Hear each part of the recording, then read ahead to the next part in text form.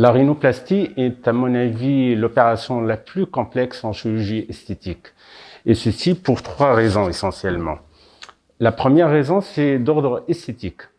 En effet, le nez, il occupe la partie centrale, la partie la plus visible du visage. Et donc, le petit défaut, il sera très visible, il sera mal accepté par la patiente ou le patient. Du coup, l'opération doit être bien précise. La deuxième raison, c'est d'ordre fonctionnel. En effet, le nez, c'est un organe qui assure la respiration.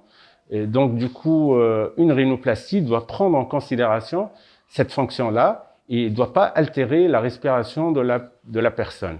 Et au contraire, des fois, on se retrouve avec un nez qui respire mal. Donc, le but d'une rhinoplastie sera, en plus de l'esthétique, d'améliorer la fonction respiratoire. Et la troisième difficulté, en fait, elle est d'ordre anatomique. Le nez, c'est un organe qui est très compliqué, très complexe anatomiquement. En fait, c'est un mélange d'os et de cartilage.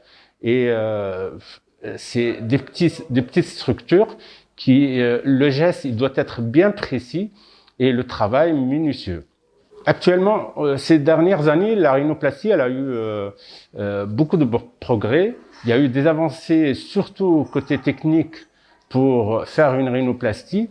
Et ces avancées concernent surtout la réduction des complications post-opératoires et la stabilisation des structures.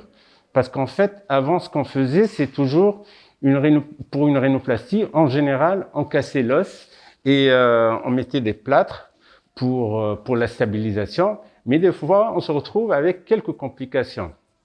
Donc, du coup, actuellement, il y a des techniques, ce qu'on appelle, nous, la rhinoplastie structurelle, qui consiste à stabiliser ces structures osseuses et cartilagineuses pendant l'opération. Comme ça, on pourra garantir le résultat qui doit perdurer dans le temps.